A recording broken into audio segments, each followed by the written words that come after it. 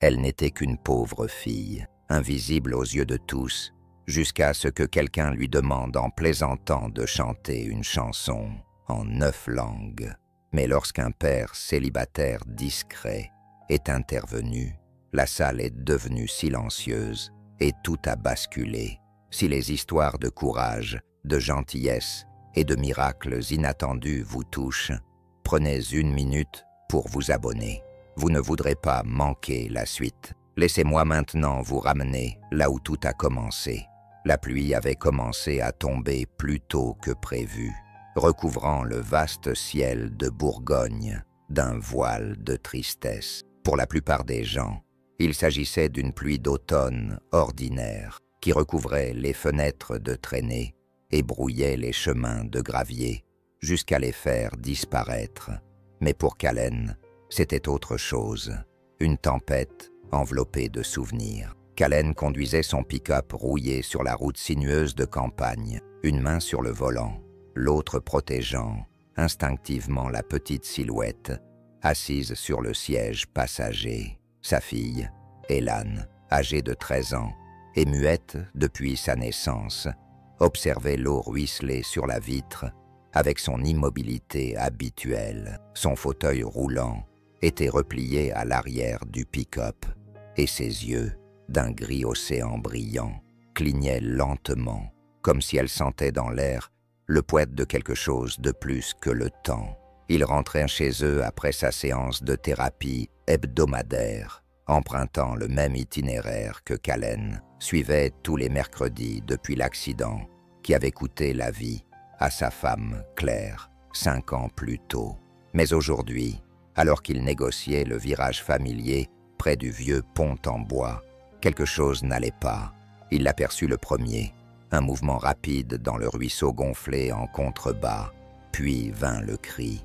Il n'était pas fort, mais il transperça le vrombissement du moteur et le tambourinement de la pluie, comme une coaiguille transperçant la peau, aigu, désespéré, humain. Callen enfonça les freins. Le camion dérapa légèrement, les pneus éclaboussant la boue, tandis qu'il tournait le volant et se garait sur le bas-côté. « Restez ici », dit-il à Alohan, en touchant son genou. Elle cligna lentement des yeux. Il ouvrit la porte et sauta sous la pluie. Le ruisseau, d'habitude si paisible, était désormais un torrent déchaîné. L'eau moussait autour des rochers, furieuse et profonde. Et là, accrochée à une branche cassée à moitié submergée, se trouvait une enfant, une fille. Elle ne devait pas avoir plus de 12 ans, trempée, tremblante, ses cheveux noirs collés à son visage. Elle essayait de s'accrocher, mais le courant tirait sur ses jambes comme les mains d'une créature furieuse et invisible. Sans réfléchir, Callen se précipita. Il retira ses bottes, ôta sa chemise en flanelle et courut vers le talus, trébuchant sur les rochers glissants. Le froid de l'eau le frappa comme des aiguilles glacées lorsqu'il plongea, le cœur battant à tout rompre dans sa poitrine. « Tenez bon !» cria-t-il, sa voix se perdant dans le rugissement de l'eau. Ses doigts glissèrent, sa tête plongea sous l'eau. Callen plongea, les bras tendus. Ses doigts effleurèrent les siens. Ils glissèrent, il réessaya. Il attrapa son poignet. Il tira ses jambes, son corps se débattant dans un effort désespéré. Le courant le repoussait comme une bête, mais quelque chose de plus profond en Callen, une douleur qui avait appris à être forte, le poussait à continuer. Dans un dernier effort, il la hissa sur la rive boueuse et s'effondra à côté d'elle. Elle toussait, tremblait, mais respirait. Il la regarda, maigre, épuisée, si jeune et complètement seule. Plus tard, alors qu'ils étaient tous les deux, enveloppés dans des couvertures de secours, à l'arrière de la camionnette, un ambulancier lui demanda pourquoi il avait risqué sa vie. Callen regarda la fillette, puis Alohan, qui pour la première fois depuis des mois, avait tendu la main et posé sa main sur celle de l'inconnu. « Je n'ai pas réfléchi », répondit-il simplement. « J'ai juste vu quelqu'un qui avait besoin d'être sauvé. » La fillette s'appelait Safquin. Elle n'avait ni famille, ni domicile. Un assistant social allait prendre contact avec eux, leur avait-on dit. Mais ce soir-là, Callen se retrouva à mettre un deuxième couvert pour le dîner. Et quand Aloan le regarda et cligna lentement des yeux, sa façon de demander sans parole, il acquiesça. Oui, elle reste ici. La tempête s'était calmée à l'intérieur. Quelque chose de bien plus fort venait de commencer. Colin ne dormit pas cette nuit-là. Après avoir couché, Aloan, il arpentait le plancher grinçant de sa vieille ferme, ses pensées partant dans toutes les directions. Dehors, les dernières gouttes de pluie tapotaient le toit du porche comme des doigts hésitants. Dans le salon, il y avait une légère odeur de fumée de bois de pin, humide, et quelque chose de nouveau, l'incertitude. Saphira était assise sur le bord du canapé défraîchi, enveloppée dans un sweat à capuche trop grand qu'il avait trouvé dans le placard du fond. Ses longs cheveux étaient séchés à la serviette, tressés, s'enserrer paraît loin, avec un soin surprenant. La jeune fille n'avait pas dit grand-chose depuis son sauvetage. Elle avait mangé un peu, avait acquiescé lorsqu'on lui avait demandé si elle avait assez chaud, mais ses yeux étaient vifs, scrutant les alentours comme si elle attendait le moment où elle devrait s'enfuir à nouveau. Callen comprenait ce regard. « Tu veux me dire où tu allais ?» demanda-t-il doucement. Elle ne répondit pas tout de suite. Son regard se posa sur la porte fermée de la chambre d'Aloan, puis revint sur lui. « Je n'allais nulle part, » murmura-t-elle. « J'essayais juste de ne pas me faire trouver. » Il ne dit rien. Il respectait le silence. Elle se déplaça, ramenant ses genoux contre sa poitrine. Il disait que j'étais intelligente, trop intelligente, comme si je me croyais supérieure aux autres. Mais ce n'était pas le cas. Je me souviens juste des choses, des langues, des sons. Je les connais, c'est tout. Callen expira, les bras croisés sans serrer. Ce n'est pas quelque chose dont il faut avoir honte. Elle le regarda alors, droit dans les yeux. C'est quand il se moque de toi pour ça. Je comprends, dit Ken. Parfois, les gens ne savent pas quoi faire d'une chose belle. Alors s'il la rabaisse ou essaie de la détruire, cette nuit-là, il lui fit un lit dans la petite chambre d'Amy. Avant de fermer la porte, elle se retourna. « Votre fille. » Elle a souri quand je lui ai chanté une chanson. Callen cligna des yeux. « Vraiment. » Saphira acquiesça. C'était juste une berceuse en français. Ma mère me la chantait. Sa voix s'éteignit. Ses yeux s'embuèrent, mais elle ne laissa pas couler ses larmes. Colin sourit. Ilawan ne sourit pas souvent. Saf se glissa à l'intérieur. La porte se referma dans un clic. Au lever du soleil, Ken était déjà dans le champ derrière la maison, les mains enfoncées dans la terre. L'agriculture n'avait rien de glamour, mais c'était un travail honnête. Il aimait ça. Ilawan était assise près du jardin, une couverture sur les genoux, les yeux maclos pour se protéger du soleil. Saphira apparut juste après le petit déjeuner, pieds nus et hésitante. Quand Halloween la vit, elle leva légèrement la main et tendit le bras. Saphira s'approcha et la toucha. Ce moment, silencieux, doux et naturel, sema en eux quelque chose qu'aucun d'eux ne pouvait encore nommer. Mais Callen, qui observait de loin, sentit les premières lueurs revenir dans un monde longtemps plongé dans l'ombre. Saf ne criait pas dans son sommeil, mais quelque chose dans sa respiration nocturne inquiétait Ken. Ce n'était pas de la peur, ce n'était pas de l'agitation, c'était de l'absence de bruit, comme si elle avait appris à souffrir en silence si complètement que même ses rêves savaient qu'il ne fallait pas crier. Le lendemain matin, il se tenait dans le couloir, son café refroidissant dans sa main, regardant à travers la porte entr'ouverte de la chambre d'Amy, où la jeune fille était allongée, immobile, sa poitrine se soulevant et s'abaissant dans un silence parfait et maîtrisé. Le genre de silence que l'on apprend quand le bruit n'apporte que des conséquences. Ilawan était déjà réveillée.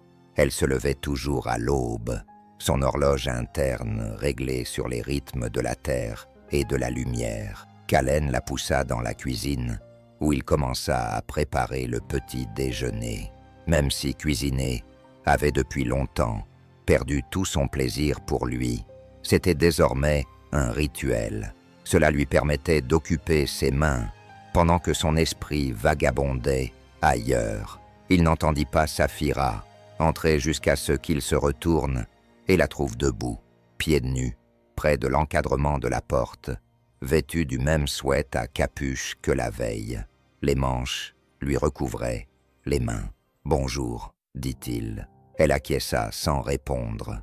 Il remarqua que son regard se posait sur Eloane, qui empilait 2 boîtes de céréales comme des blocs de construction. L'une d'elles tomba, et Saphira la rattrapa en plein vol.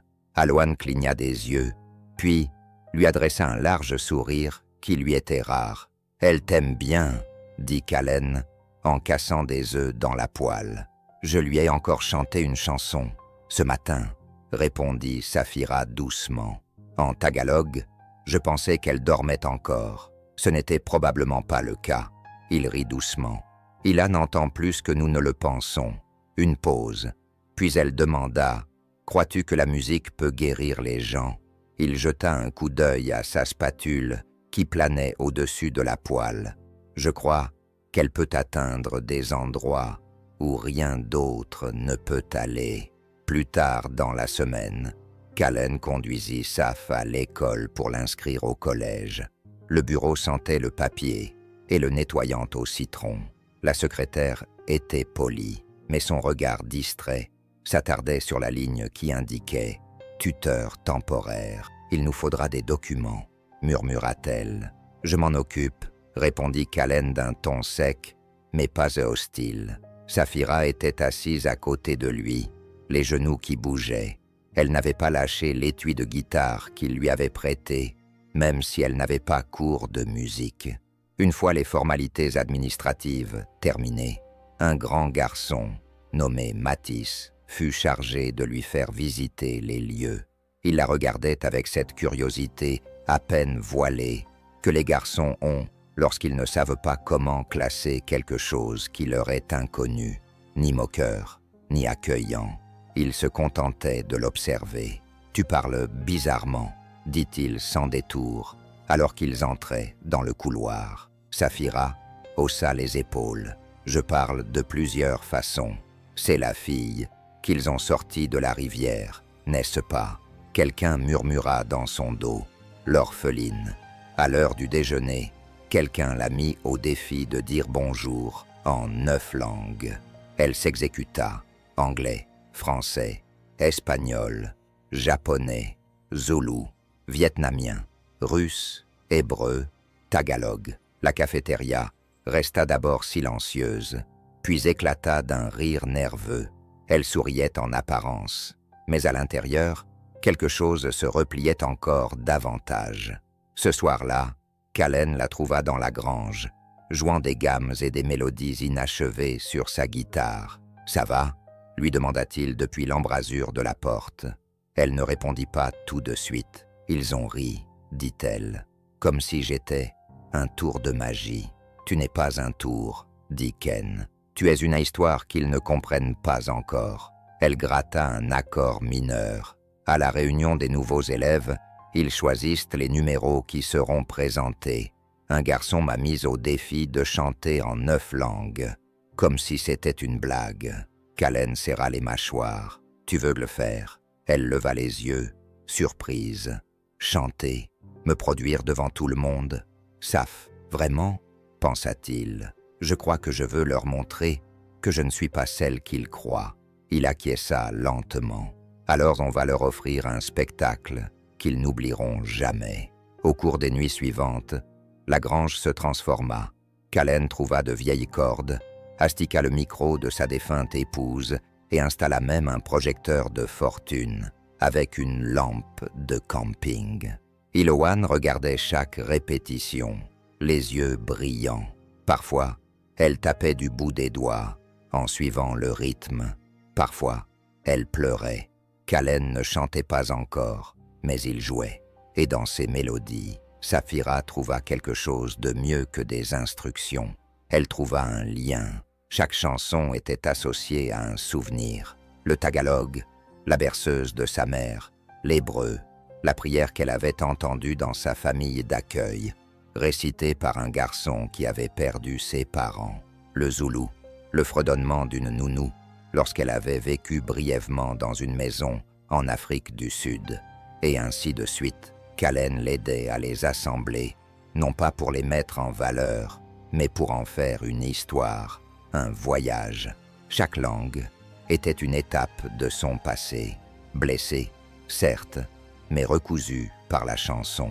Un soir, après avoir terminé leur répétition, Kalen versa deux tasses de thé à la camomille. « Tu sais, dit-il, je chantais autrefois, il y a longtemps avant tout ça. » Saphira haussa un sourcil. « Pourquoi as-tu arrêté ?»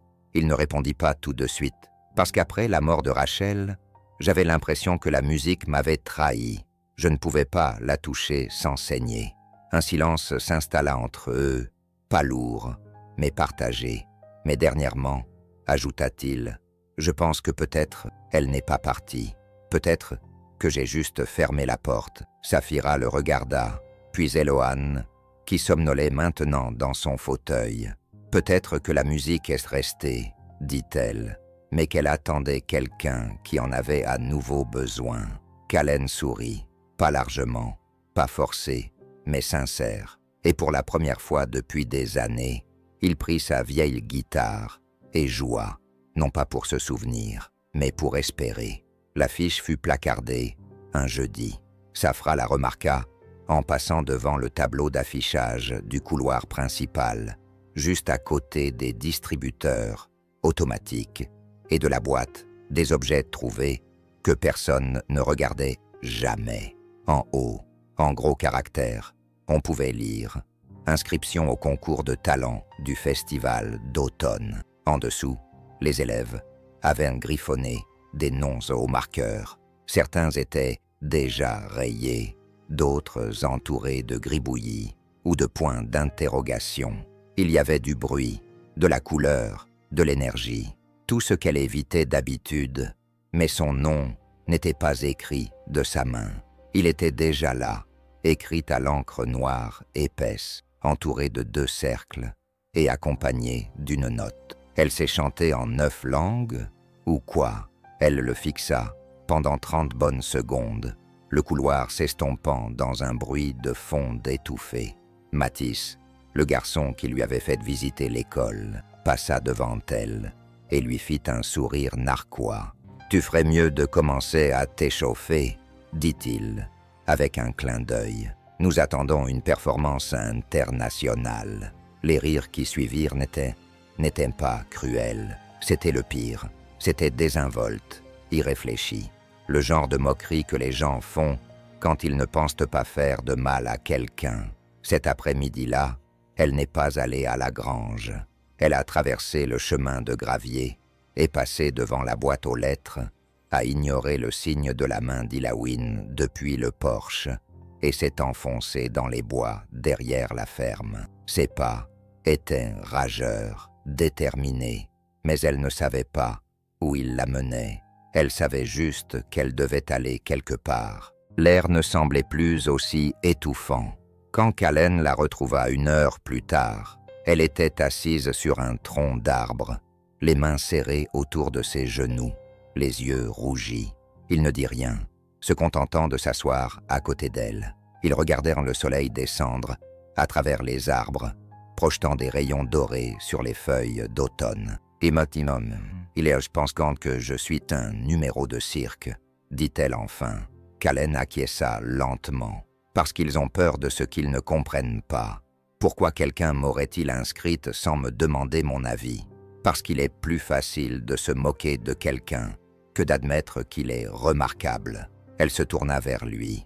Alors pourquoi je ne me sens pas remarquable?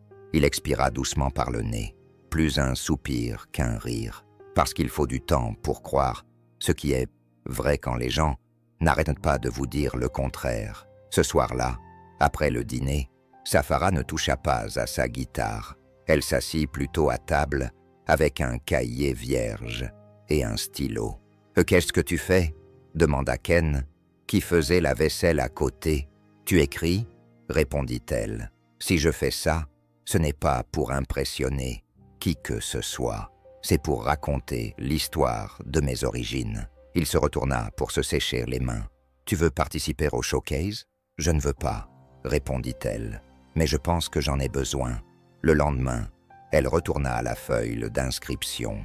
Elle n'effaça pas la blague. Elle ne la raya pas et ne barra pas son nom. Elle ajouta simplement 3 mots sous la raillerie. « Venez écouter », puis elle s'éloigna. Les répétitions changèrent après cela. Il s'agissait moins de gamme que de narration.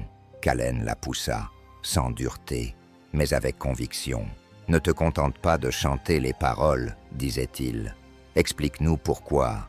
Elles sont importantes. » Elle expliqua chaque chanson à Eloane, comme s'il s'agissait d'histoires pour s'endormir. Zulu, qui parlait d'une femme qui tenait son bébé dans ses bras pendant une inondation en fredonnant jusqu'à ce que l'eau les emporte tous les deux. Hébreu, qui parlait d'allumer une bougie dans une cuisine ravagée par la guerre. La voix d'un enfant s'élevant alors que tout s'effondrait autour de lui. Français, qui parlait d'un musicien de rue qui jouait pour des inconnus parce qu'il n'avait plus personne pour qui chanter. Aloane répondait par des hochements de tête. Une fois, après la berceuse vietnamienne, elle posa sa main sur son cœur. Callen observa Safira changer. Elle était toujours aussi silencieuse à l'école, gardait ses distances, mais elle n'évitait plus son reflet dans la vitrine des trophées. Elle ne sursautait plus quand quelqu'un chuchotait, et lorsqu'un élève lui demanda d'un ton moqueur de dire au revoir en japonais, elle le fit. Puis elle sourit, s'inclina poliment et continua son chemin. La confiance, pensa Ken, n'a pas besoin d'être bruyante pour être puissante. Un soir, après une longue répétition, Callen sortit une boîte en bois du placard. « Cela appartenait à Claire, dit-il, en l'ouvrant délicatement. À l'intérieur se trouvait un micro, vintage, poli, et toujours brillant sous la poussière, et un foulard, bleu clair, frangé, usé et doux au toucher. Elle le portait quand elle chantait. Ça pourrait être ton porte-bonheur. » Saf le toucha avec révérence. « Tu es sûr ?» Il acquiesça. Claire croyait que la musique n'était pas une question de perfection. Il fallait juste avoir le courage de la partager. La veille du festival, Aloane avait du mal à dormir. Elle faisait des gestes pressants vers la bibliothèque. Safira suivit sa main et sortit un vieil album photo. À l'intérieur, on voyait Ken et Claire se produire dans des bars de petites villes, souriant sous la lumière tamisée, se tenant la main à côté des micros. Une famille de musiciens, bien avant que la tragédie ne vienne bouleverser leur rythme. Sur la dernière page, il y avait une note écrite de la main de Claire. « Continue à chanter, même si personne n'applaudit. Parfois, c'est dans les pièces les plus silencieuses que l'amour est le plus fort. » Saf la lut 2 fois, puis une 3e fois, à voix haute.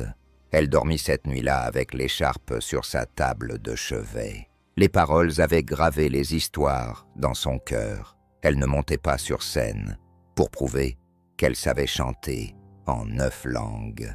Elle allait leur rappeler que chaque langue porte une âme. Le matin de la première vraie répétition, l'atmosphère était différente.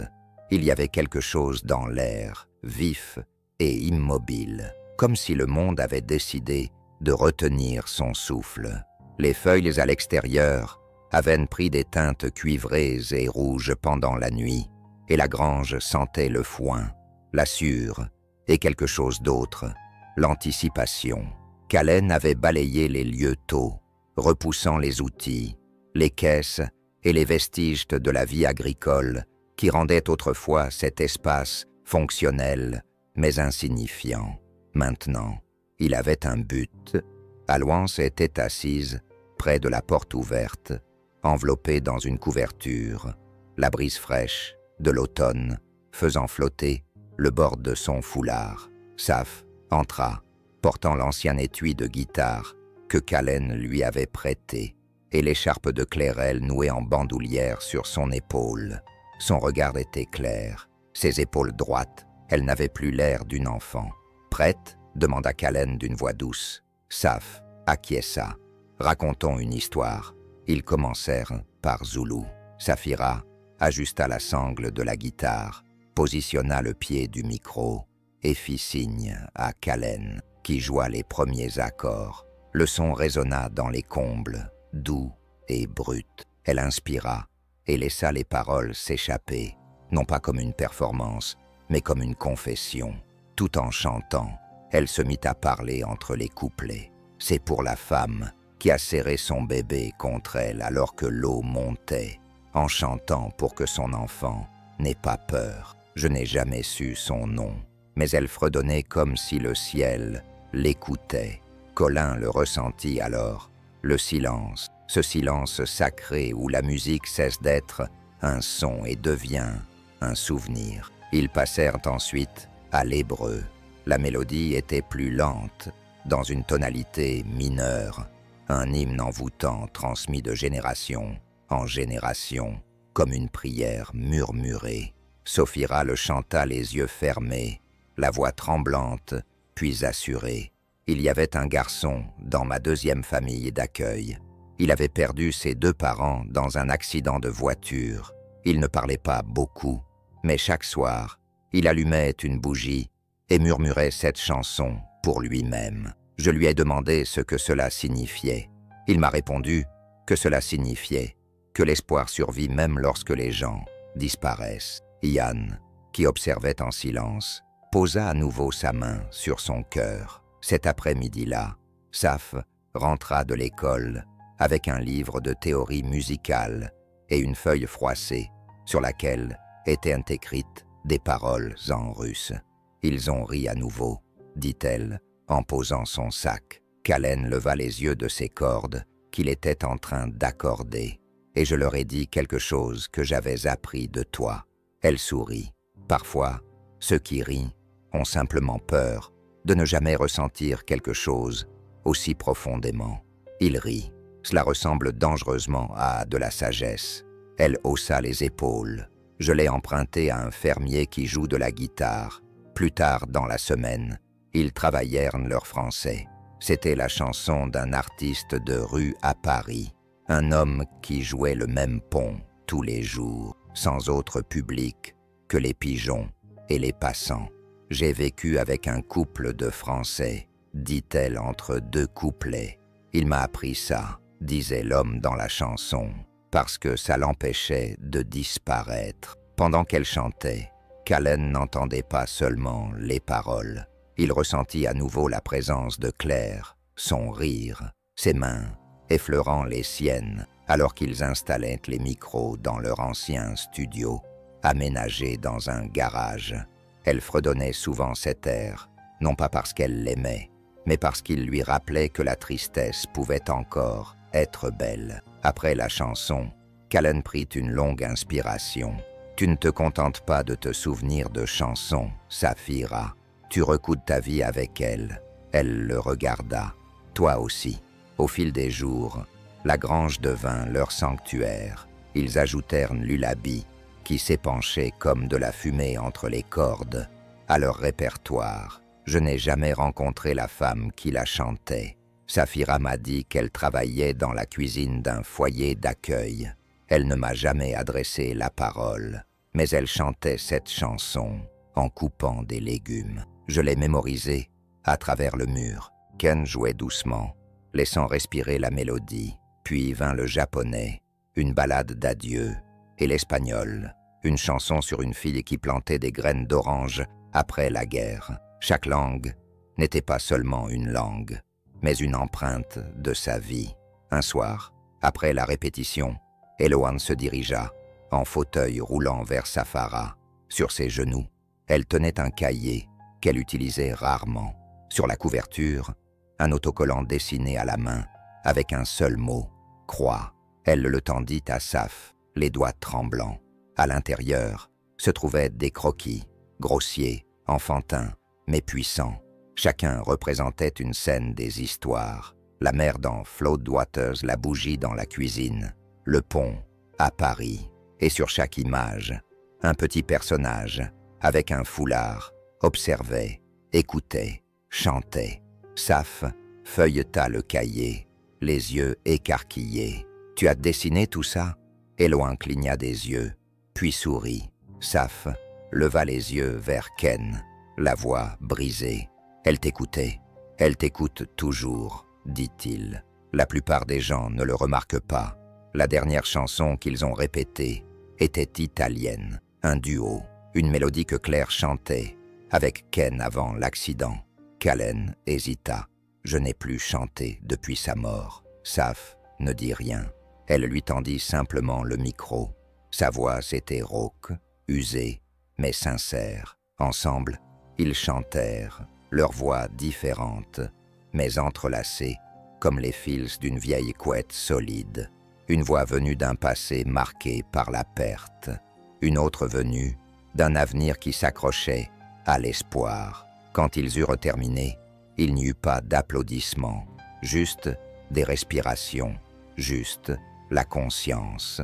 Cette nuit-là, alors que Saf était allongée dans son lit, elle ouvrit à nouveau le cahier d'Aloan. À la dernière page, il y avait un dernier dessin. Il représentait la scène de l'école, baignée d'une lumière dorée. Au centre, Saphira avec la cicatrice de guitare qui coulait Kallen à côté d'elle, et Iloan au premier rang, la main sur le cœur. En dessous, griffonné au crayon tremblant, 4 petits mots. « Ils t'entendront ». Elle pressa la page contre sa poitrine et ferma les yeux.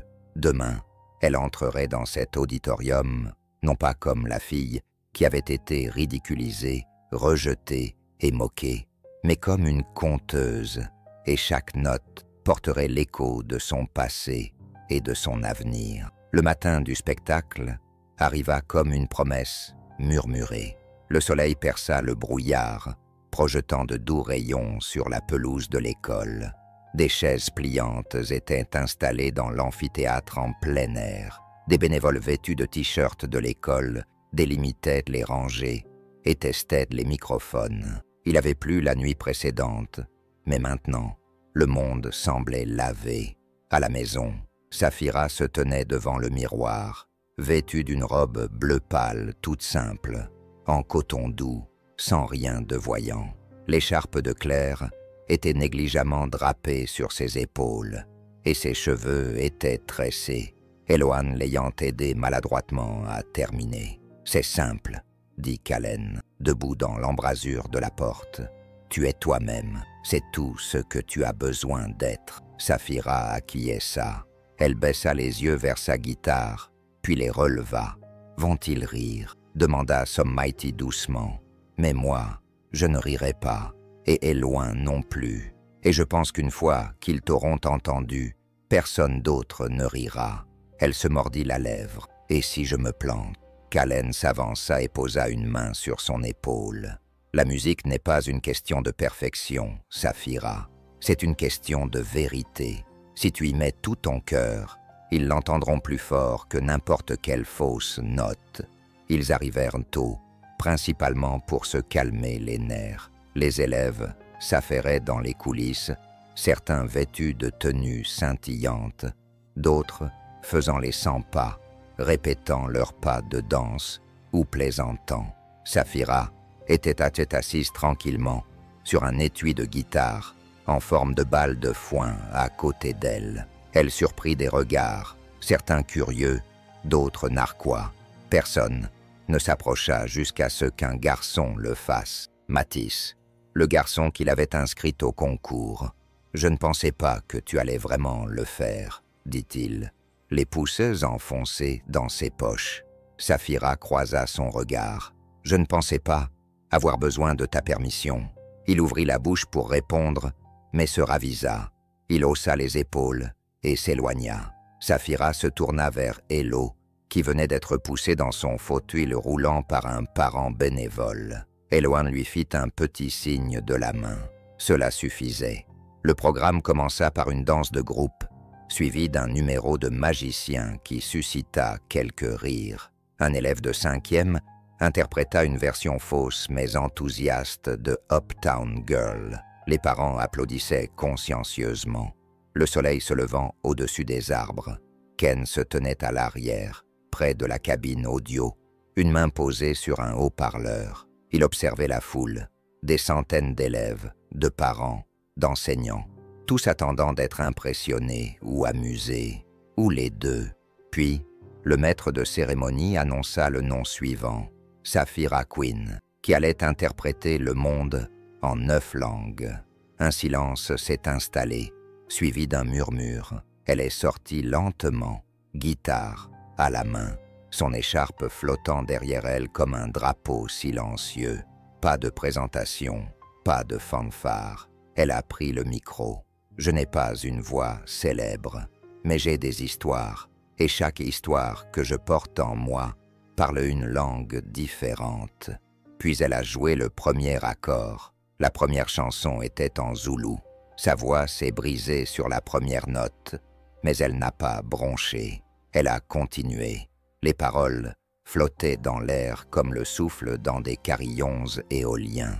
Elle a chanté la berceuse d'une mer dans les eaux de crue, sa voix s'intensifiant avec l'émotion, puis s'éteignant dans le silence. Puis elle a repris la parole, en hébreu, pour un garçon qui allumait des bougies dans l'obscurité.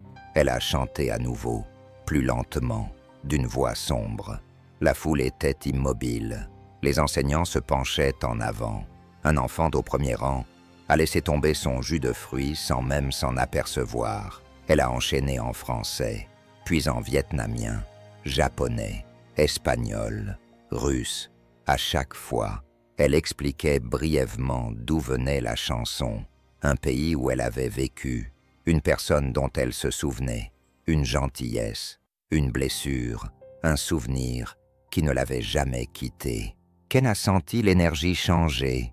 Ce n'était plus un spectacle, c'était un témoignage. Lorsqu'elle arriva à la 9e chanson, en tagalog, la langue de sa mère, elle fit une pause. Celle-ci est pour quelqu'un que j'aimais, mais dont je ne me souviens plus très bien, murmura-t-elle. Elle me l'a chanté avant que le monde n'oublie que nous étions faits l'un pour l'autre. Elle gratta une fois, 2 fois, puis se mit à chanter. Cette fois, sa voix ne se brisa pas, elle s'éleva. Callen sentit sa poitrine se serrer. Il n'était pas le seul. Dans le public, les gens s'essuyaient les yeux. Une enseignante posa une main sur son cœur. Un garçon qui s'était moqué d'elle auparavant était assis, immobile, à la dernière note. Saphira posa sa guitare et le monde devint silencieux. Pas d'applaudissements, pas de bavardage, juste un silence à couper le souffle. Elle se tourna vers Alohan, assis au premier rang, son écharpe soigneusement nouée, les mains tremblantes. Saphira s'avança jusqu'au bord de la scène et s'inclina profondément.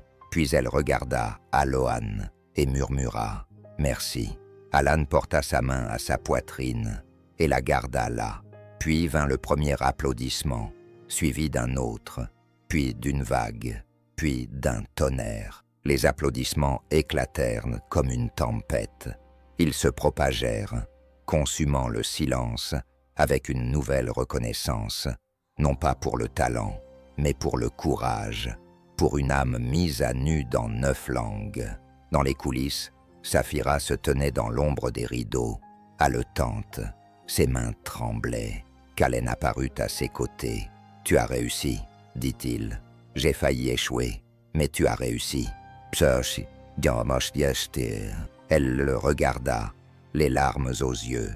Ils ne rirent pas, ils sourirent, ils écoutèrent. Une pause. « Je crois que je veux finalement garder mon nom, » dit-elle doucement. Il la regarda, perplexe. « Avant, j'ai toujours voulu le changer pour être quelqu'un d'autre. Mais aujourd'hui, Saphira Quinn sonnait comme quelqu'un dont je pouvais être fier. » Colin acquiesça lentement. C'est un nom qui mérite d'être chanté. Ce soir-là, à la maison, Elohim tendit à Saph un mot plié à l'intérieur d'un dessin représentant le foulard de scène, avec un micro qui brillait.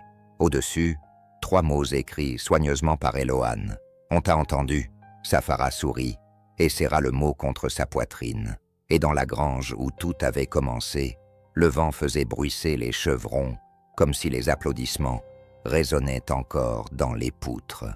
La guitare était appuyée dans un coin, et le foulard de Claire, autrefois relique du passé, sentait désormais légèrement la sueur et le soleil, quelque chose de nouveau. Une fille qui autrefois prononçait son nom comme une blessure, et qui désormais le portait comme une chanson.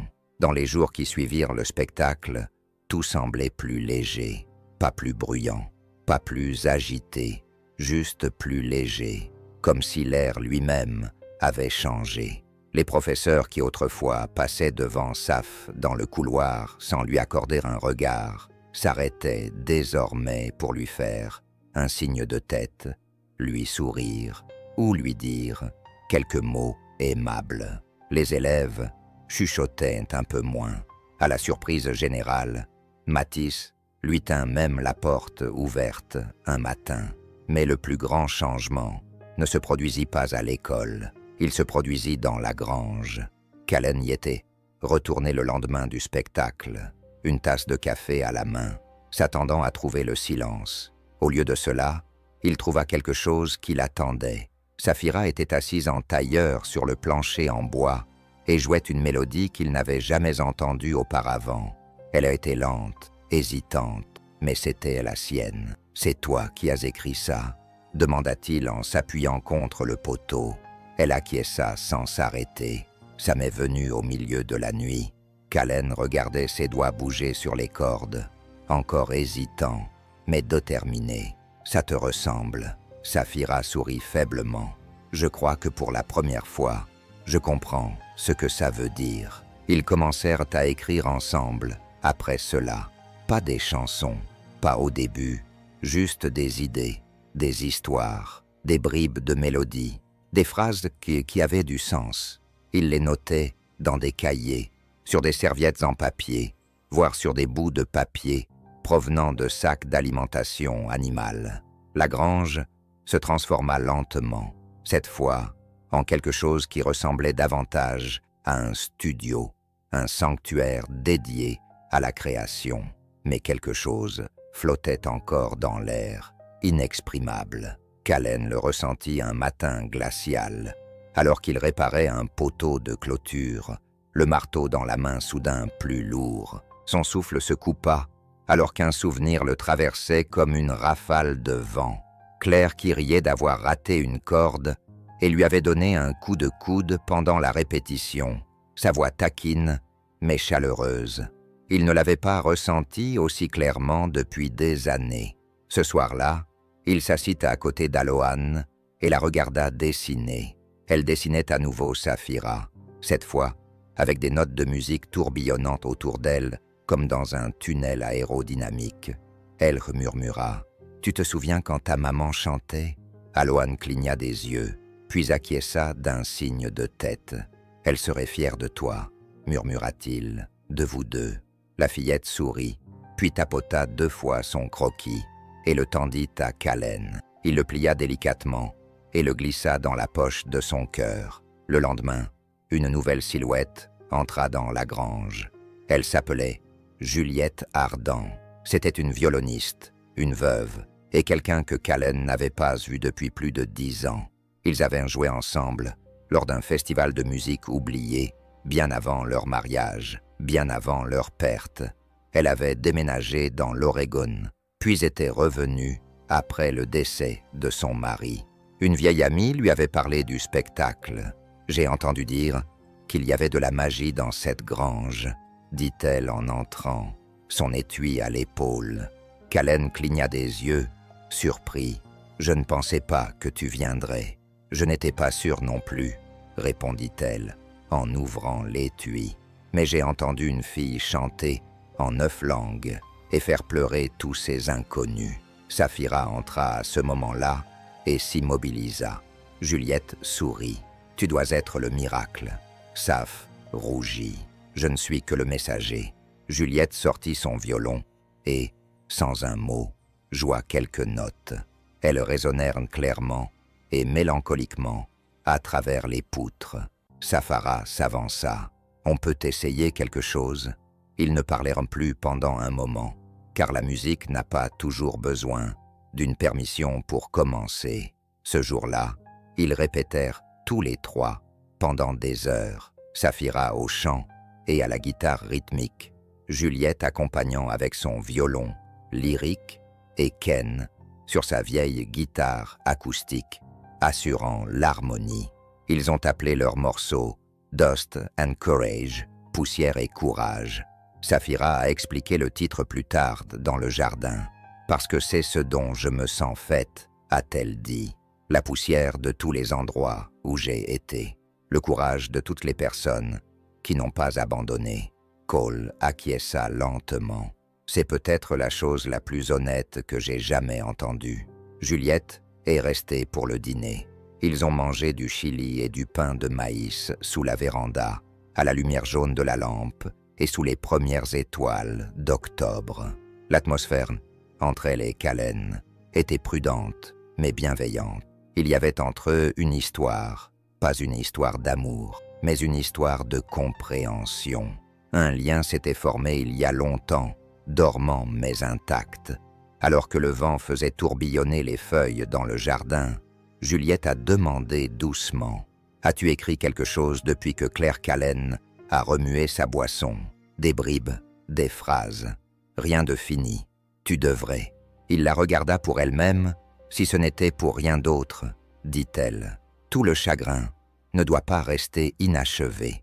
Cette nuit-là, Kallen se retrouva dans la grange longtemps après que Safé et Éloin se furent couchés. Il était assis avec sa guitare, ses doigts légers reposant sur les cordes, son esprit poursuivant des fantômes. Puis, doucement, il joua le début d'une chanson. Ce n'était ni une chanson de Claire, ni une chanson de Saphira, mais la sienne. Il ne la termina pas, mais cette fois, il savait qu'il la terminerait. Le lendemain matin, Saf ouvrit son cahier et trouva une feuille pliée à l'intérieur, une progression d'accords, 3 lignes de paroles et un titre, un nom qui méritait d'être chanté, sans signature, mais elle n'en avait pas besoin. Elle l'emporta dans la grange comme si c'était en vers. Plus tard dans la semaine, ils interprétèrent la nouvelle chanson dans un café communautaire local. Pas de projecteur, pas de microphone, juste un tabouret en bois, un cercle de chaises et l'odeur de la cannelle et des vieux livres de poche. Saphira chanta le premier couplet. Kallen prit le deuxième. Le violon de Juliette accompagna le pont. Et quand ils eurent terminé, il n'y eut pas d'ovation, juste le bruit d'un homme âgé, à l'arrière, qui s'essuyait les yeux et murmurait « J'avais besoin de ça ». Ce soir-là, alors qu'ils chargeaient les instruments dans le camion, Kallen regarda Juliette par-dessus le haillon. « Merci d'être revenu », dit-elle en souriant. « Merci d'être toujours là. » Un silence s'installa entre eux, pas lourd, mais plein d'attente. Peut-être que l'amour ne s'accompagnait pas toujours de feux d'artifice et de déclarations. Peut-être que parfois, il ressemblait à une guitare qu'on accorde dans une grange pleine de poussière et de courage. Tout a commencé par un coup de téléphone. Madame Blaiseau, la directrice de l'école, appela Kallen un lundi matin. Sa voix était vive, comme toujours, mais ses voyelles étaient tremblantes d'excitation. « Nous organisons la soirée communautaire du district cet automne », expliqua-t-elle. « Une scène en plein air, des vendeurs locaux et une promenade artistique. Des familles de partout seront présentes. » Kallen attendit. « Nous aimerions que Saphira se produise. » Silence. « Nous pensons qu'elle pourrait clôturer la soirée, » a-t-elle poursuivi. En tant qu'artiste principale, Colin a regardé par la fenêtre en direction de la grange, où Saf et Éloan étaient assis en train de peindre des citrouilles. Il pouvait juste entendre leur rire, joyeux, sans crainte. « Je vais lui demander, » a-t-il dit, « mais je pense que tu connais déjà la réponse. » Ben, l'annonce s'est répandue dans toute l'école, comme une traînée de poudre. Des affiches furent collées sur les casiers, partagées par email et imprimées dans le journal local. Une soirée sous les étoiles serait animée par des food trucks, des œuvres d'art réalisées par les élèves et un concert intitulé « Le monde en 9 langues, une seule voix, une seule histoire ». Le nom de Saphira était imprimé en gras. Matisse lui adressa de timides félicitations dans le couloir. « C'est toi qui as fait ça », lui demanda Callen plus tard, en lui tendant l'affiche. Saphira le lut 3 fois. « Je ne sais pas si je suis prête. »« Tu ne l'es pas, » dit-il. « C'est pour ça que tu seras brillante. » Dans les jours qui précédèrent l'événement, la grange bouillonnait d'activité. Juliette revenait chaque après-midi avec son violon et la tête pleine d'idées. Callen ajouta des harmonies et Eloane, dont le sens du rythme s'était affiné à chaque répétition, devint la chef d'orchestre silencieuse, tapotant son genou pour les guider dans les transitions. Ils réarrangèrent les chansons, créant une arche, non seulement sonore, mais aussi spirituelle. « Je veux qu'ils aient l'impression d'avoir voyagé, » dit Saf un soir, comme s'ils avaient parcouru les souvenirs de quelqu'un d'autre et s'étaient retrouvés là-bas. Callen sourit. « Ce n'est pas un concert, petite, c'est un miracle. » Le soir du spectacle arriva sous un ciel étoilé. Le terrain de l'école était transformé. Des guirlandes lumineuses étaient suspendues entre les chênes. Des couvertures de pique-nique étaient éparpillées comme des îles. Les parents sirotaient du cidre et les enfants couraient dans l'herbe après des bâtons lumineux. Au fond du terrain, une modeste scène en bois avait été construite avec l'aide des pompiers locaux. Elle craquait un peu, mais tenait bon. Derrière, une banderole flottait doucement. Le monde en 9 langues, avec Saf Queen et ses amis. Elle se tenait juste à côté de la scène, tremblante. Callen tendit une corde de sa guitare, la regardant du coin de l'œil. « Tu n'as rien à prouver ce soir. Je n'ai pas peur qu'il n'aime pas, » dit-elle. « J'ai peur de ne pas ressentir quoi que ce soit. » Il acquiesça. « Alors oublie la scène. Pense à la grange. Pense à la rivière. Pense à la première fois où Yann t'a souri. » Elle regarda Aloane, assise au premier rang, son écharpe nouée comme une couronne, et respira. « Je suis prête. » Les lumières s'éteignirent. Le public se tut. Juliette monta la première sur scène, son violon fendant l'air nocturne d'une ligne pure. Puis, Callen se mit à gratter un rythme familier. Et enfin, Saphira. Elle marcha lentement vers le micro, sa robe bleue flottant dans le vent. Pas de présentation, juste son souffle, juste sa présence. Elle commença par le doux et respectueux Zulu. Ceci était pour la femme qui a chanté pendant la tempête. Puis elle a chanté en hébreu pour le garçon qui a allumé une bougie et l'a laissé brûler. La scène ne l'élevait pas, elle la soutenait simplement, tandis qu'elle s'élevait. Chaque langue tirait quelque chose de l'air, des halètements, des larmes, même des rires. Quand elle a chanté en vietnamien, une grand-mère au 3e rang a fermé les yeux et a murmuré les paroles. Quand elle a joué en espagnol, 2 enfants se sont pris la main et se sont blottis contre leur mère. Le monde s'est contracté autour de la scène, non pas plus petit, mais plus proche. Puis elle a fait une pause. La dernière, a-t-elle dit, est en anglais. Ce n'est pas une chanson que j'ai apprise.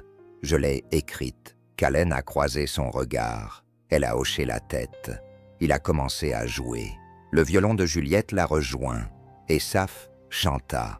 Dans la poussière et le courage, j'ai trouvé mon nom. Dans des langues empruntées, j'ai allumé une flamme.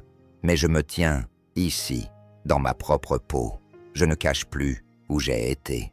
La dernière note résonna, sans s'évanouir, sans se briser, juste en suspens. Aloance se leva lentement, prudemment, puis porta la main à sa poitrine. La foule l'imita, non pas en applaudissant, pas encore, mais dans un silence. Puis, comme une vague après le silence, des applaudissements retentirent, des vagues tonitruantes, joyeuses, brutes. Dans les coulisses, Saphira pleura dans l'écharpe de Juliette. Callen posa une main sur son dos. « On ne t'a pas seulement entendu, dit-il, on s'est souvenu de toi. » À la fin de la soirée, les gens s'attardèrent plus longtemps que d'habitude dans le chant. Quelque chose dans la représentation avait changé l'atmosphère, non seulement en les divertissant, mais en les unissant. Des parents qui ne s'étaient jamais parlé se tenaient côte à côte. Les enseignants s'essuyaient les yeux et échangeaient des hochements de tête discrets. Même Matisse, qui se tenait maladroitement près du stand de cidre, applaudissait jusqu'à en avoir mal aux mains. Un homme du conseil d'administration s'approcha de Callen. « Qui a écrit la dernière chanson ?»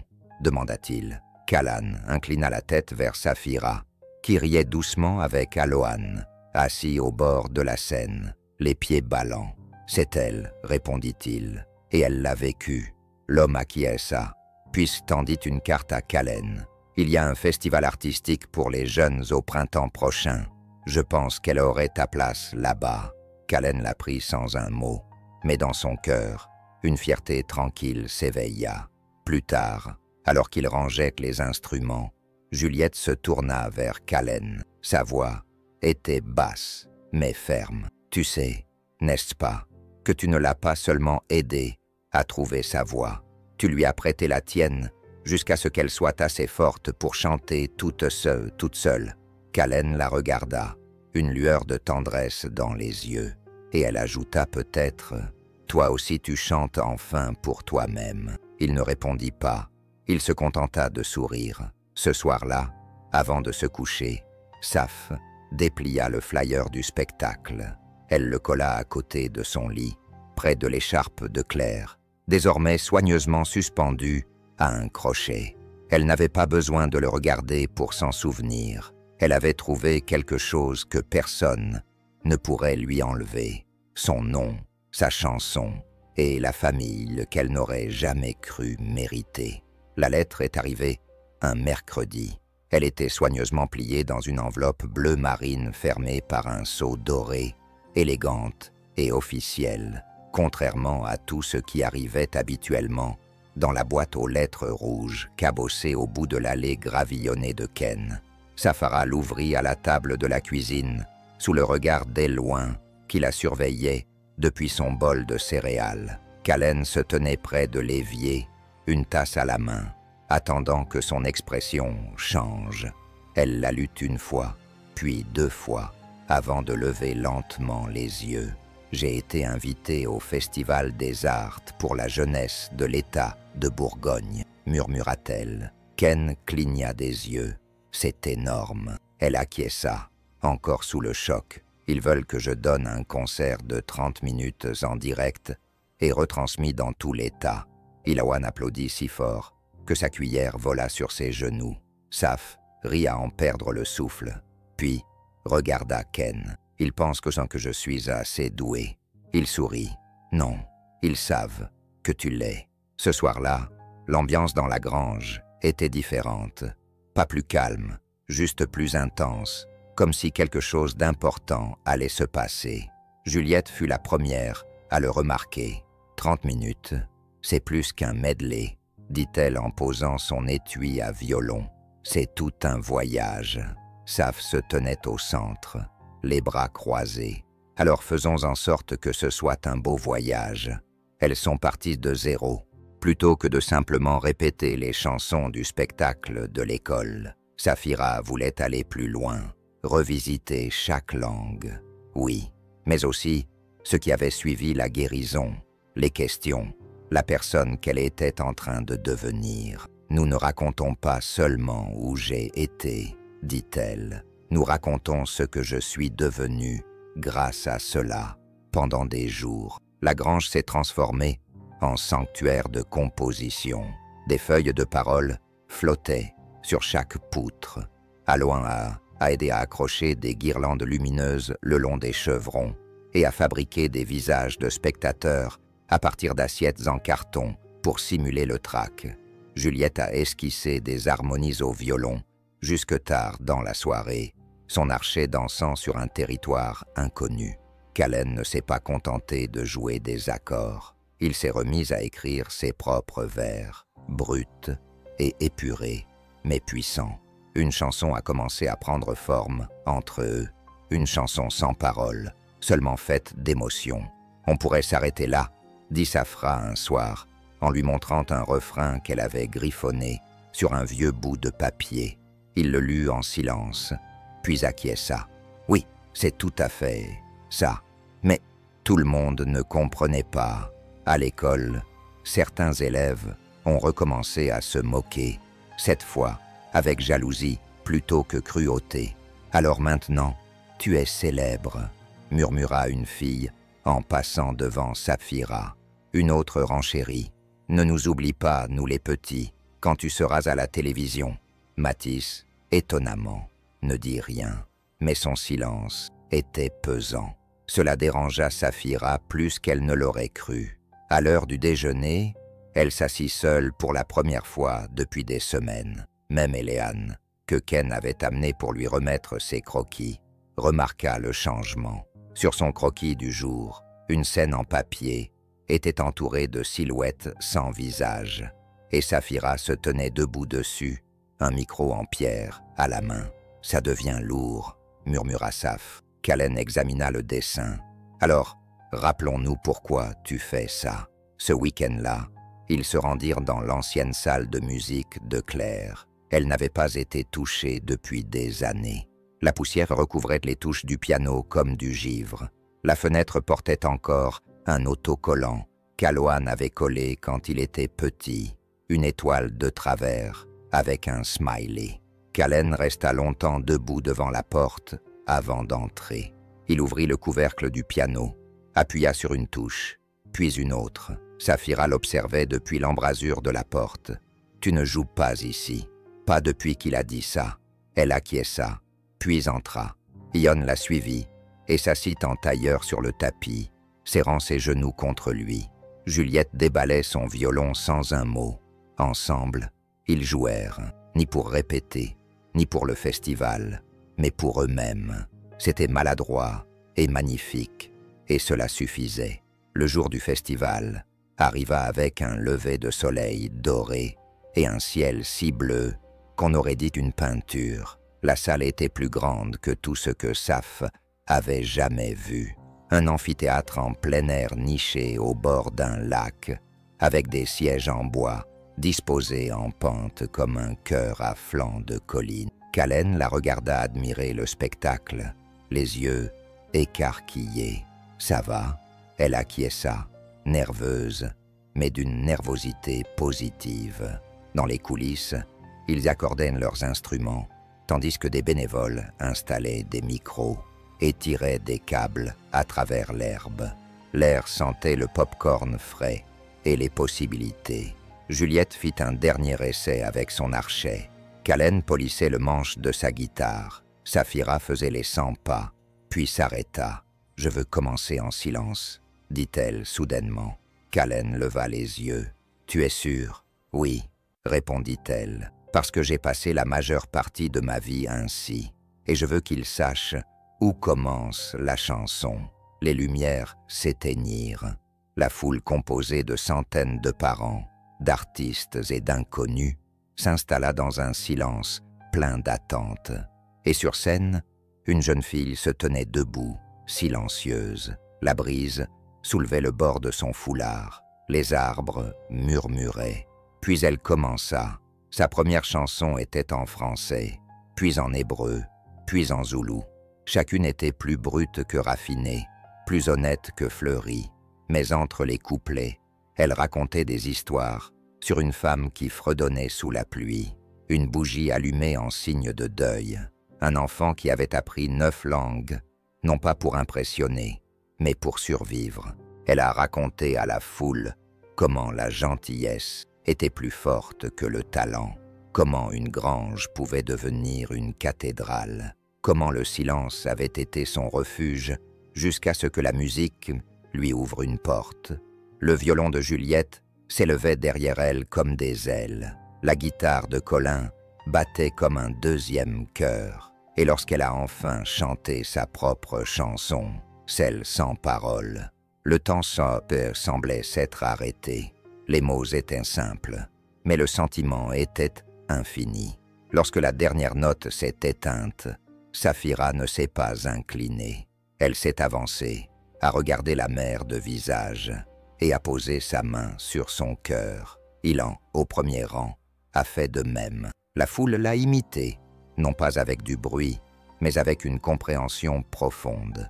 Un silence plus fort que les applaudissements.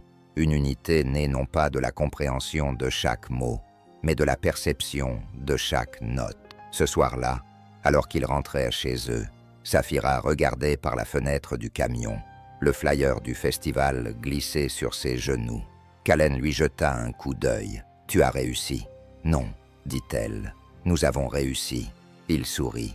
Et maintenant, Saphira appuya sa tête contre la vitre et murmura « Peu importe la langue qu'il faudra. » Les jours qui suivirent le festival s'installèrent dans un rythme qui semblait presque sacré. Le matin, Saf était loin dans le jardin, brossant la terre des patates douces et fredonnant des mélodies qui n'avaient pas encore de nom.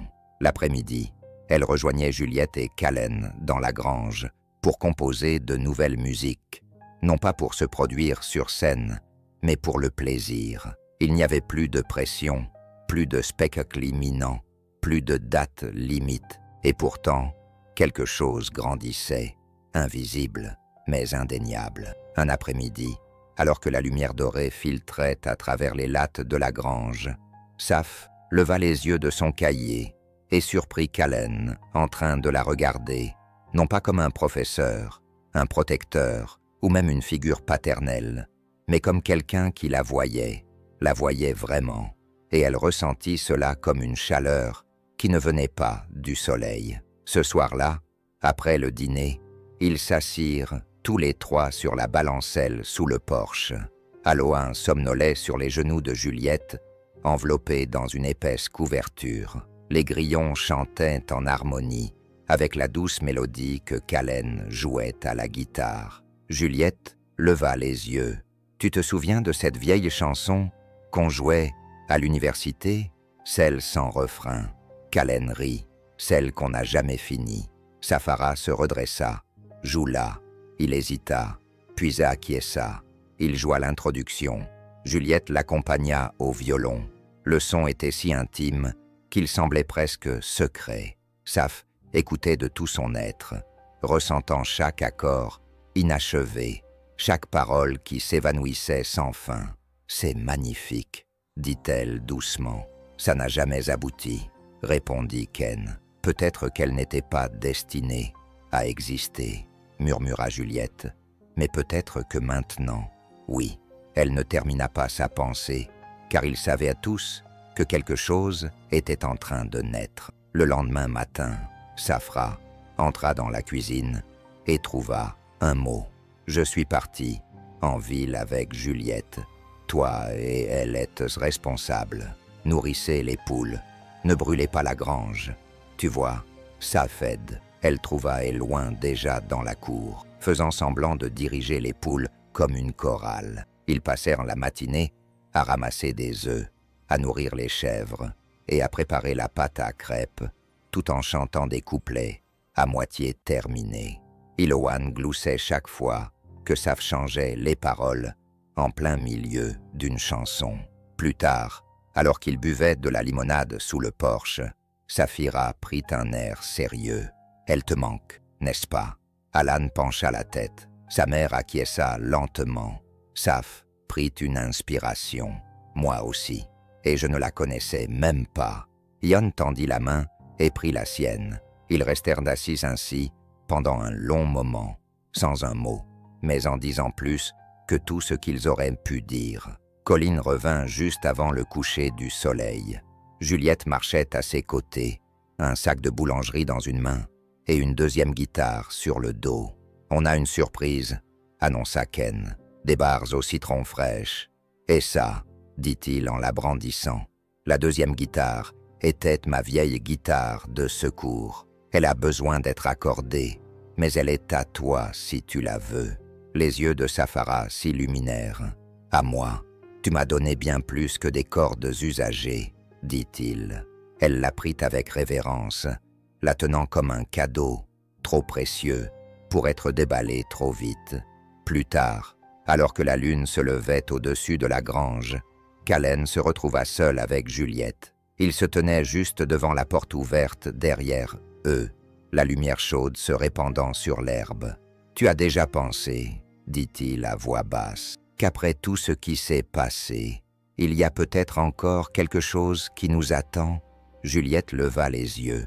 Quoi donc? Plus de musique, plus de guérison, plus d'amour. Elle ne répondit pas tout de suite, puis leva la main et repoussa une mèche de cheveux soufflée par le vent derrière son oreille. « Je pense que parfois, l'amour attend que nous cessions de survivre pour que nous puissions commencer à vivre. » Leurs regards se croisèrent, et pour la première fois depuis des années, Callen ne recula pas devant cette proximité. Il se pencha vers elle, sans précipitation, sans hésitation, et l'embrassa. C'était doux, silencieux, mais constant, comme un retour à la maison. À l'intérieur, Saf borda et loin dans son lit. La petite fille avait fait un autre dessin, cette fois-ci représentant 2 guitares accrochées côte à côte sur le mur d'une grange, leurs cordes emmêlées. Elle le posa sur la table de chevet, puis sortit sur la pointe des pieds, le cœur lourde et pleine. Elle arriva sur le porche au moment où Callen et Juliette revenaient de la grange. Callen s'arrêta. « Tout va bien, » acquiesça Saf. « Elle rêve encore de musique. » Il sourit. « C'est bon signe. » Puis, maladroitement, il ajouta « Juliette va rester cette nuit. Nous avons pensé que Saphira leva la main. Tu n'as pas besoin de t'expliquer. » Et elle le pensait vraiment, car quelque chose en elle comprenait. L'amour n'était pas une trahison du passé, c'était un cadeau. Tu avais enfin cessé de le rendre. Le lendemain matin fut calme et doux. Ils préparèrent le petit déjeuner ensemble, tous les 4. Leurs coudes se cognaient et leurs rires se mêlaient en une harmonie. Juliette retournait les pancakes, tandis que Callen faisait le café. Saphira tressait les cheveux d'Aloan. Elle avait l'impression d'être en famille. Pas celle qu'elle avait perdue, mais celle qu'elle s'était construite. Plus tard dans la semaine, Callen lui fit une nouvelle surprise. Il lui tendit une enveloppe en papier craft. À l'intérieur se trouvait un formulaire de demande d'acte de naissance. « Mais j'en ai déjà un, » dit-elle, perplexe. « Oui, mais celui-ci te permet de choisir ce qui y est inscrit. » Elle fixa la ligne réservée au tuteur, puis celle réservée au nom. Et finalement, ses yeux se remplirent de larmes. « Je peux garder Saphira Queen. Tu peux le garder, le changer, l'ajouter, tout ce qui te correspond le mieux. » Elle se mordit la lèvre, puis murmura « Je veux ajouter quelque chose. » Il acquiesça. « Laisse-moi deviner. » Elle sourit. Les routes. Les jours suivants se déroulèrent comme les pages d'un livre de chansons laissées ouvertes au soleil. Les voisins commencèrent à passer, apportant des tartes, des pots de confiture et même un ensemble de microphones d'occasion. La vitrine avait eu un retentissement bien plus grand que ce à quoi ils s'attendaient. Et maintenant, les gens en voulaient plus. Pas une répétition, mais une reprise. « Il y a quelque chose dans cette grange, » dit une vieille femme après avoir déposé du miel. « Je te jure que je l'entends quand je passe devant, comme si les chevrons fredonnaient. » Ils rirent, mais secrètement, ils savaient tous que c'était vrai. La musique n'était plus seulement ce qu'ils faisaient, c'était leur raison d'être. Un soir, alors que le crépuscule tombait sur les collines, Saf se retrouva seul dans la grange. Les autres étaient encore dans la cuisine, en train de terminer le dîner, mais elle s'était éclipsée plus tôt, attirée par quelque chose de calme dans sa poitrine. Elle s'assit avec sa guitare et commença à jouer doucement, sans répétition, pas de paroles, juste des sons purs et vrais. Et tandis qu'elle jouait, elle pensait à toutes les langues qu'elle avait apprises. pas seulement celles qui s'exprimaient avec des mots, mais aussi celles du silence, de la douleur, de l'appartenance et enfin de l'amour. Elle n'entendit pas Callen entrer, mais elle le sentit s'asseoir à côté d'elle. Il ne dit rien.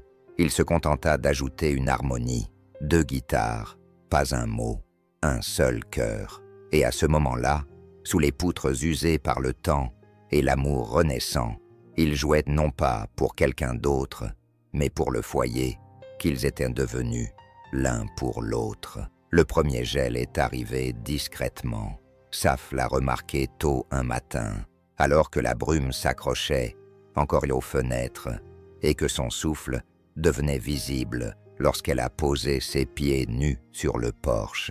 Le monde scintillait d'un argent pâle. Chaque brin d'herbe était saupoudré de lumière. Chaque branche était cristalline. Elle se frotta les bras à travers son pull et écouta.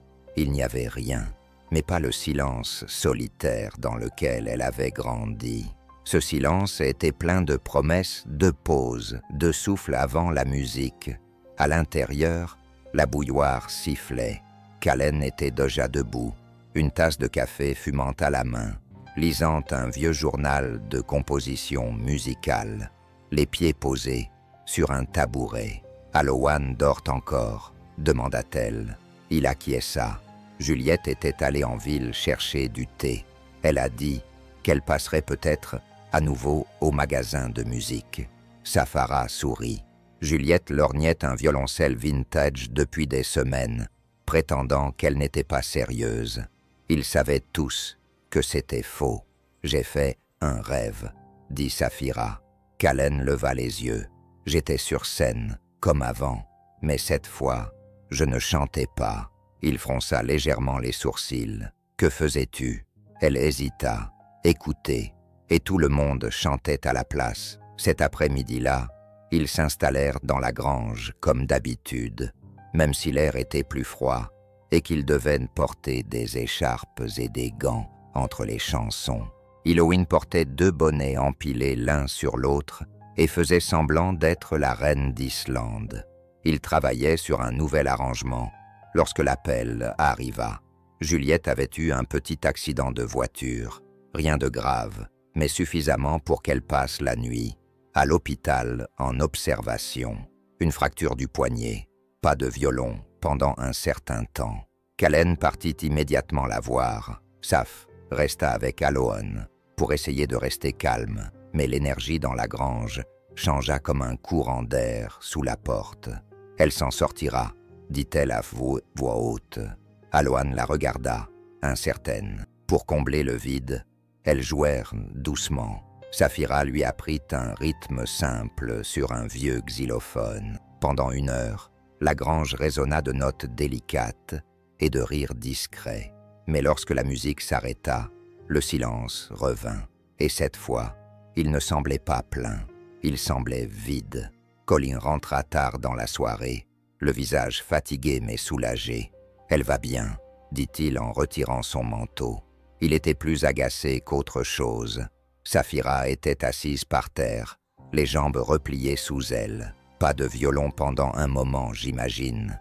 Non, confirma Ken, ce qui signifie que si tu veux que le spectacle d'hiver ait lieu, il va falloir trouver un nouvel arrangement. Elle cligna des yeux.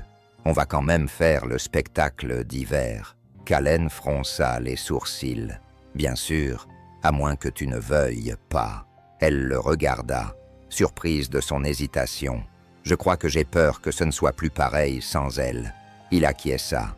Ce ne sera pas pareil, mais ça peut être autre chose. Le lendemain matin, Elan tendit à Safarara un mot plié.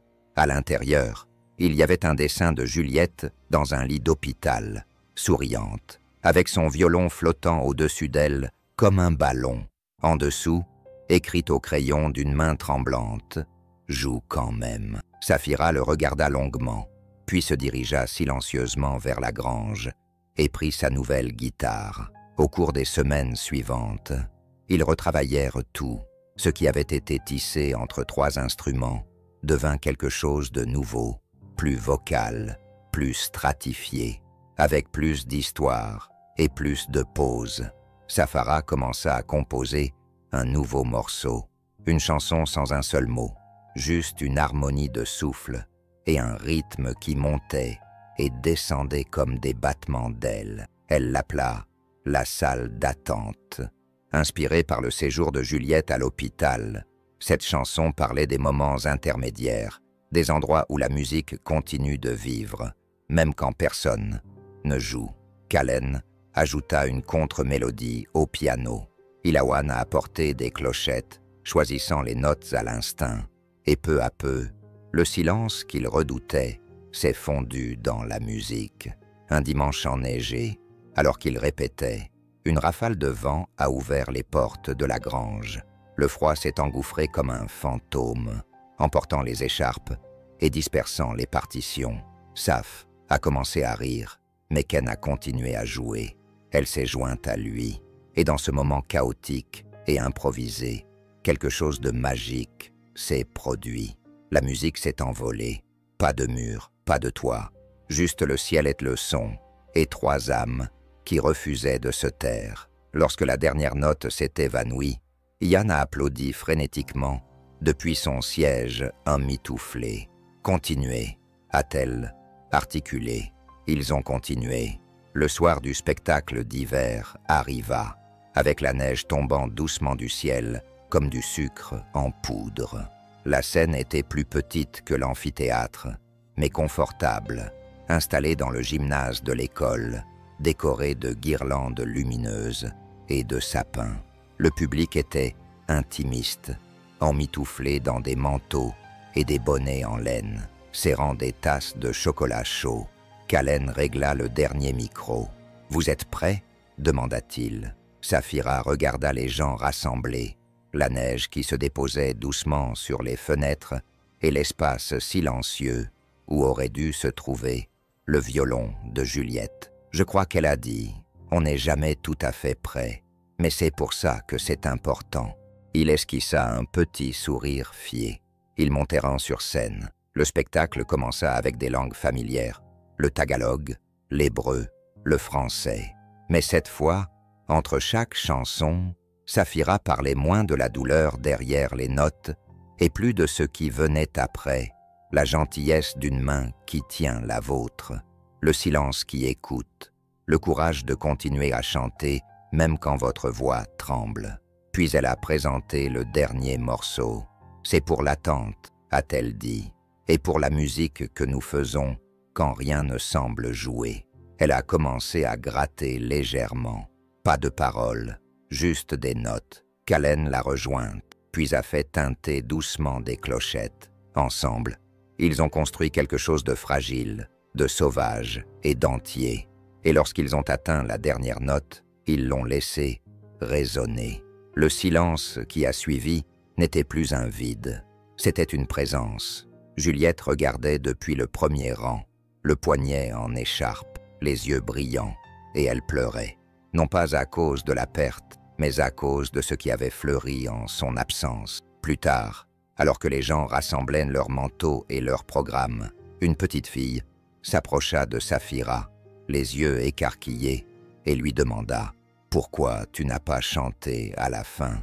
Safira s'agenouilla. « Parce que parfois, dit-elle doucement, le silence chante mieux que nous. » La petite fille acquiesça solennellement, puis s'éloigna en sautillant.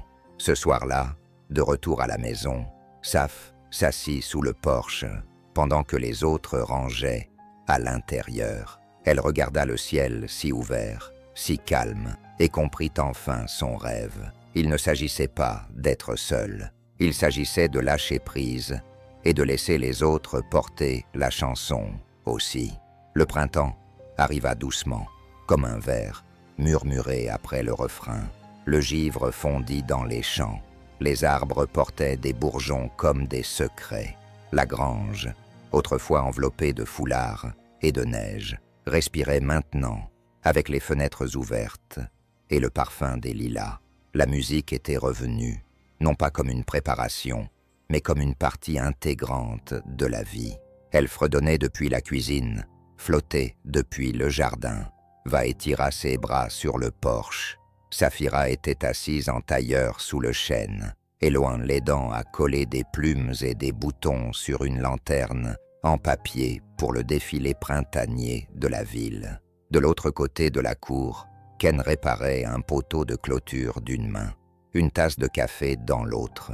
Juliette était assise sur les marches, son poignet enfin libéré de l'écharpe, et accordait son nouveau violoncelle avec un sourire qu'elle ne cherchait plus à cacher. Ce n'était pas dramatique, ce n'était pas triomphant, mais c'était la paix. Et pour la première fois, Saphara n'avait pas l'impression d'être en visite dans cette vie. Elle en faisait partie.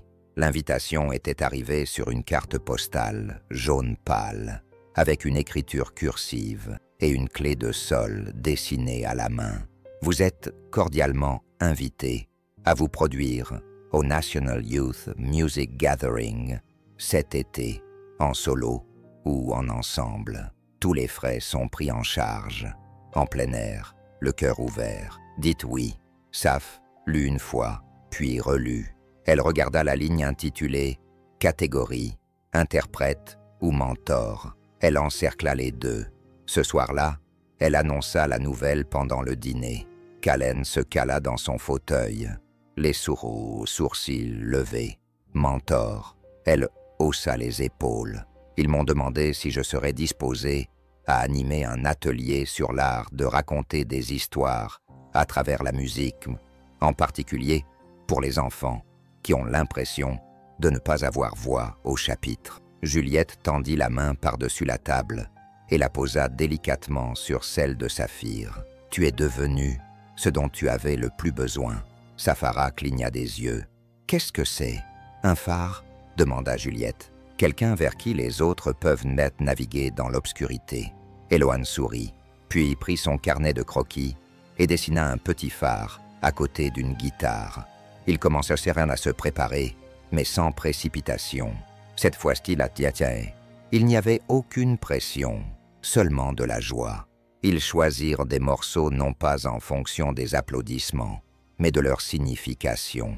Des chansons qui semblaient avoir été vécues, des paroles qui avaient poussé comme des vignes autour de vieilles blessures. Ils ajoutèrent un nouveau duo, Kallen et Juliette, une romance hésitante, empreinte d'une chaleur qui fit briller la grange comme un vieux tourne-disque.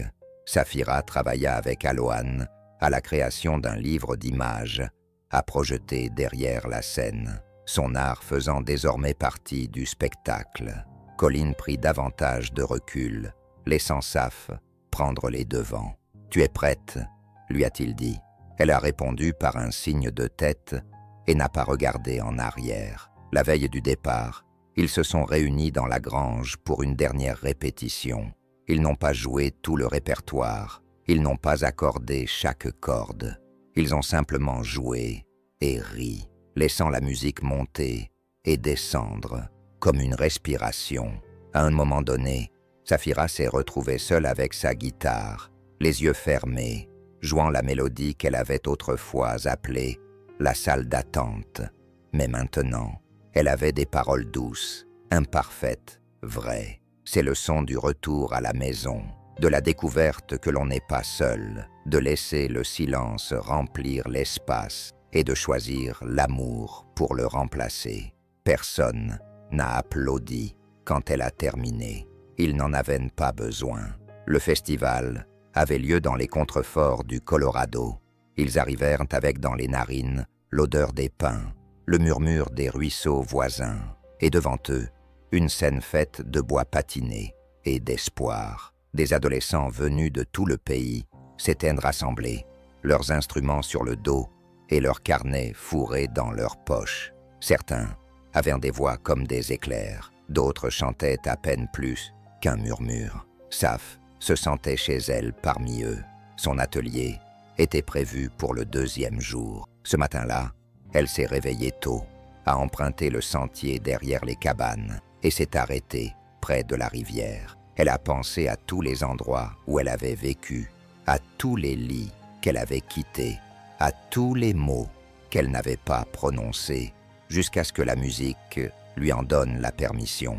Puis elle se retourna et alla enseigner à 25 élèves, certains avec des cicatrices derrière les yeux, d'autres avec des poèmes cachés dans leurs manches. Saf se tenait debout devant eux, sa guitare sur les genoux, non pas comme une prodige, mais comme une preuve. « Vous n'avez pas besoin de chanter fort, leur dit-elle. Vous devez simplement chanter avec sincérité. » Ils écrivirent, ils fredonnèrent, ils pleurèrent, et quand ce fut terminé, un garçon qui bégayait demanda s'il pouvait rester pour lui jouer quelque chose.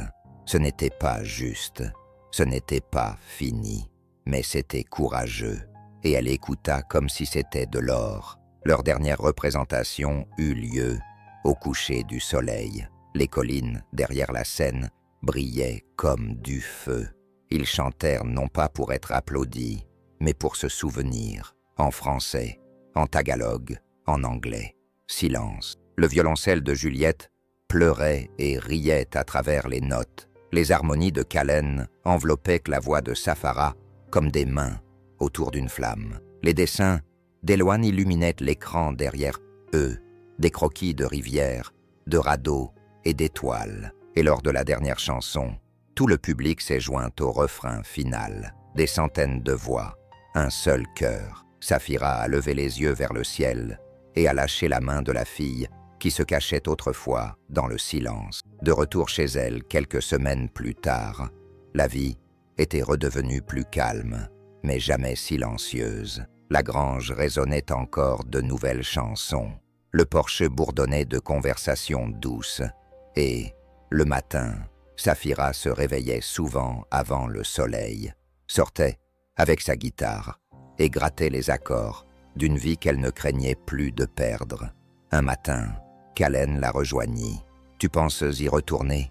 demanda-t-il. « Au festival, à tout ça ?» Elle sourit. « Je crois que je ne suis jamais partie. » Plus tard dans la journée, un colis arriva de l'un de ses élèves. À l'intérieur, il y avait une photo de leur petite chorale, une feuille avec des paroles écrites à la main et un mot qui disait « Merci de nous avoir donné un endroit où chanter, même si ce n'était que pour un après-midi. Cela nous a suffi. » Saf lut la lettre 2 fois, puis se dirigea vers la grange, ouvrit les fenêtres pour laisser entrer l'air et se mit à jouer. Parce que parfois, la musique ne se contente pas de guérir, elle construit quelque chose. Poutre après poutre, corde après corde, elle construit un foyer. Si cette histoire vous a profondément ému, n'oubliez pas d'aimer la vidéo et de nous dire d'où vous la regardez. Laissez un commentaire et dites bonjour. Vous ne savez jamais qui vous pourriez inspirer. Et si vous souhaitez découvrir d'autres histoires, comme celle-ci, sur le courage, la gentillesse et les petits miracles qui façonnent nos vies, n'hésitez pas à vous abonner. Nous serions ravis de vous compter parmi nous. Merci sincèrement d'avoir passé un moment ici.